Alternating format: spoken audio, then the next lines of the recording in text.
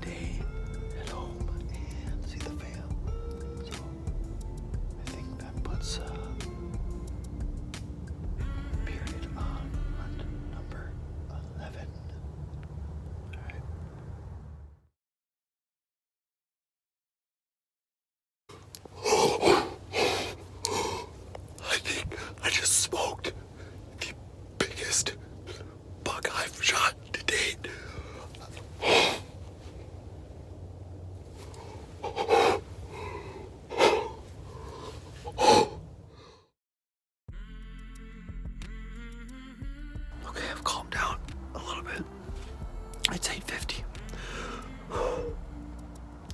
I think at about 8:20, if I'm gonna leave soon,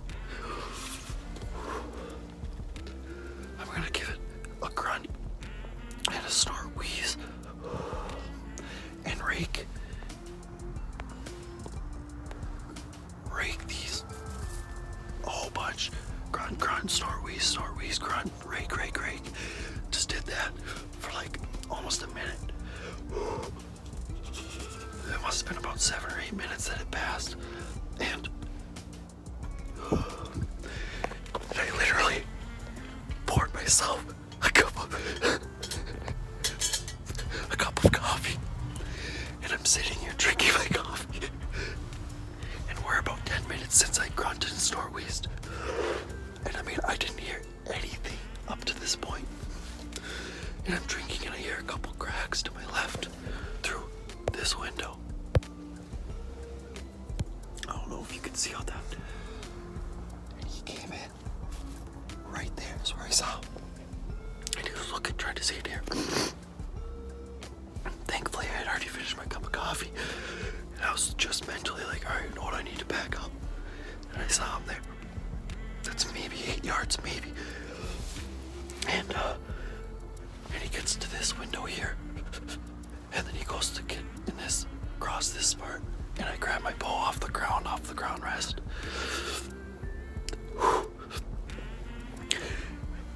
And he gets out in front of me, which about right in there. And he sticks out his neck and he's looking at me, and he's maybe 12 yards at that point, quartering away pretty good. And he starts licking his nose, and I'm not even at full draw yet. And so I'm going, okay, he's like, really, something's gonna starting to make him super high alert. So I gotta pull it back. So I just pull it back as slow as I can. And I honestly didn't think I was gonna be able to draw it all the way. And then I get it back all the way, and I had to lean out a little bit to get all of his vitals in there. So I leaned out, and I settled the pin, and just barely behind that back shoulder, and I loosed it. It sounded good. He took off. I thought I saw the entry hole, but I haven't checked the arrow. I saw him run probably a good 60-70 yards. I heard him crashing through the woods. I don't think I heard him crash. So now I'm trying to give it about 30 minutes because he could be standing there. And I was using these these fixed broadheads, and so I've heard where it smokes them. They don't really know what happened, and so they kind of stand around for a bit. So I'm just trying to give it time before I just back out of here, make a game plan, come back with hopefully a little bit more level head. And yeah, I just really excited. Praise Jesus. And that is for sure the biggest buck I've ever encountered out in the woods. And so I'm really, really excited, but also so nervous, because it's like everything up to the arrow and like releasing it. And I even went through the process of like, okay, pick the spot, like pick the actual spot, and then squeeze through.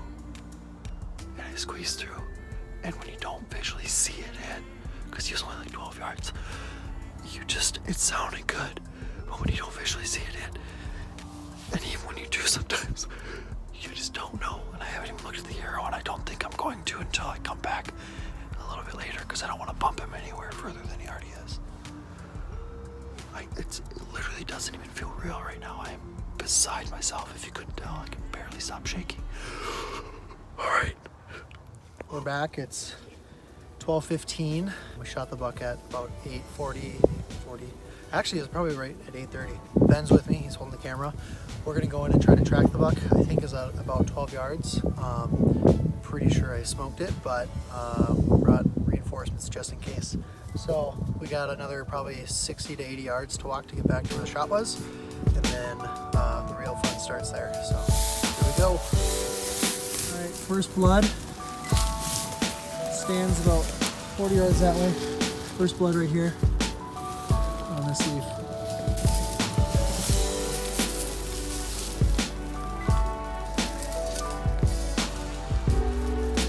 This is the direction I travel like this. Straight out.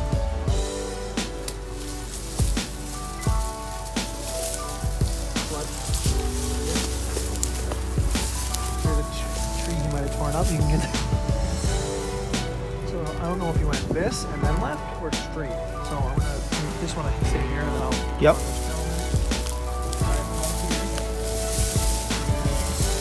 Blood on this. Blood on that. Okay, so what's nice is that you can already tell it's a pass through because you have blood on the right side and the left side. Now I couldn't find the arrow, but I also had to watch him for quite a ways. Well, quite a ways, probably for like 3 or 4 seconds. And didn't see the arrow like sticking out or bouncing or anything. So in these narrow ways I'm looking for, I can see it on both sides, and then I can see also the height. Now he was running, so it might be a little deceptive, but the height of the blood looks pretty good too as far as the elevation on the shot. So hopefully we'll see if that actually pans out to be the truth here, but keep going. Hair and blood. Great, thank you. So I'll probably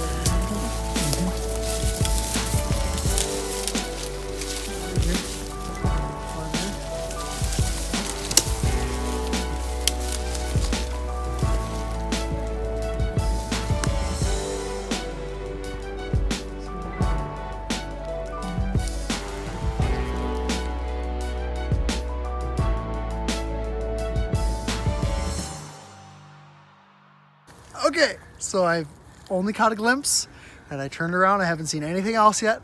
Ben and I were having trouble. I don't know how I'm not looking or walking there right now. Ben and I were having trouble finding blood, and I was like, I'll cut over to this tan grass because we knew we had to cross this, or thought it was likely from what I could see from the stand. And so I just started looking at this tan grass real carefully, and I saw blood and had bubbles in it, and so I was like, yes, it's a good start. And Ben comes running over, and I just take a peek up and I scan, white belly. I am so beyond myself.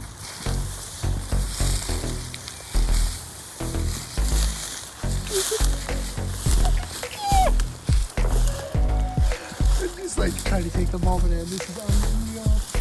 Oh, thank you. He didn't go further than 100 yards.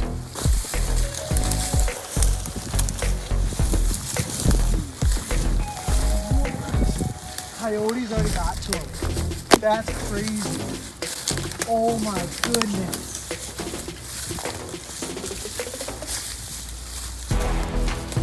Dude.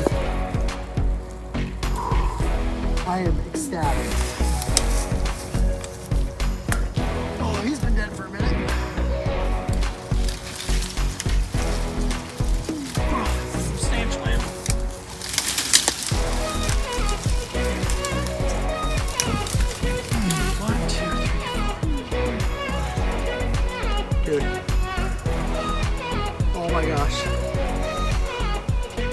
a little bit of a drag to get out of the thick stuff.